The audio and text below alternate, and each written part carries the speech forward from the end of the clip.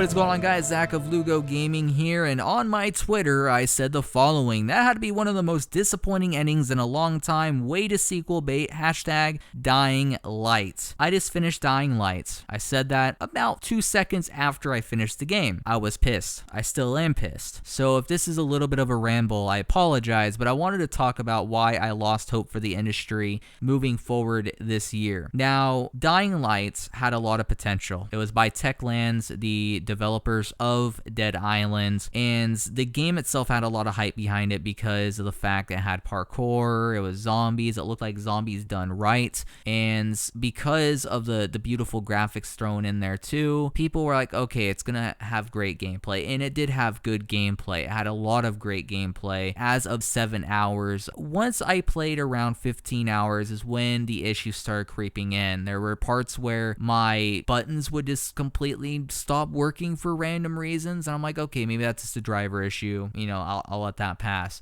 But then I got stuck a few times, my hands got glitched in front of my screen, a bunch of weird stuff started to happen here and there, and I forgive them for that if the ending started to not fade away as well. What I mean by fade away is this: the ending that should have been, as far as the many different scenarios that could have been the ending of Dying Light. I'm not one of those people that, if the ending is not the way I like it, I fucking hate it. No, I'm not like that. I'm a person who knows good storytelling. Good storytelling wraps up questions. It lets you know that this is the ending, this is the definitive ending, and that's it. Bad endings take away stuff from you, bring up more questions, and sequel bait you to the point of no return. That's a bad ending, because what that basically means is they're trying to get more money from you. Thus, they tore out the actual ending of the game. You know, they told their writers, hey, delete that. We can't have that. We gotta have more questions, no answers, maybe a little answers thrown in here and there to make them think that we care about them,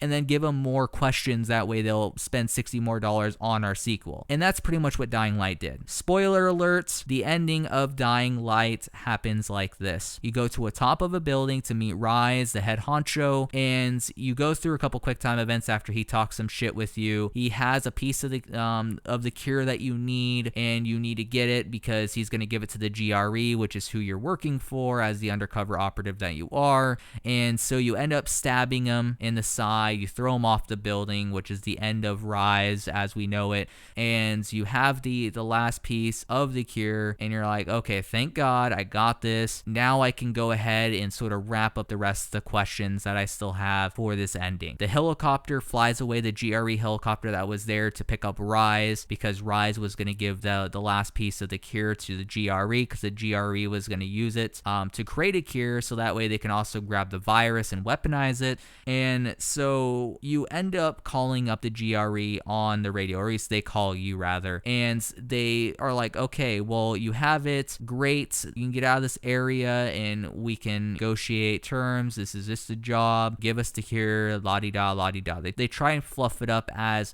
we're still good friends, give us it, we want the last piece of the cure, so that way we can kill the rest of the world and make a lot of profits off their pain and suffering. And you're like, no, that's how you are as a character throughout the story. I'm like, no, you know, that's fucked up, you know, that's not the way we're supposed to live. We're not supposed to make money off people's pain and suffering. That's fucked up. And so you say no, that's fine. That part of the ending was fine for me. But then he says the following, well, not quote unquote, by the way, this is just me a synopsis of what, you know, he actually said. He says, I'm gonna leave now and I'll give you a call when I'm ready to negotiate terms. And then the game ends. It says Dying Light credit roll right after that. It doesn't answer anything. There's no questions answered. All that basically was point A to point B quest. You got what you needed, and then they cut the rest of the game out so that way they could sell it as a sequel. Like, really? Is that how gaming is gonna be now? Are endings is gonna be non-existent for most titles? Like, is that what AAA gaming really is now? A sequel baiting piece of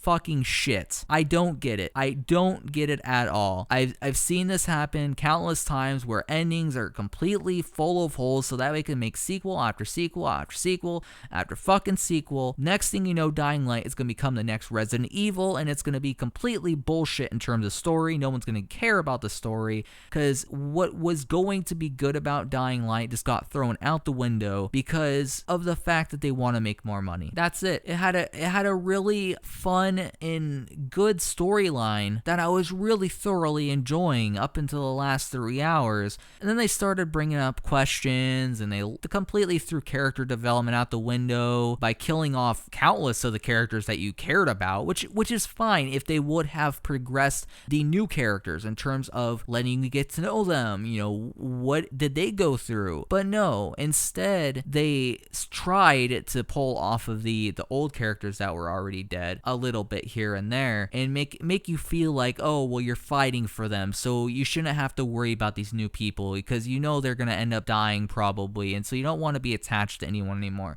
They played that card, and then they went to the whole Rise thing. That you were gonna kill Rise at the end. That's what it was building up to. But you were thinking to yourself, okay, well, at least they might answer the questions in terms of what's going to happen after we get this. Is there going to be a cure finally? Are we going to finally get rid of the GRE? Or what's going to happen?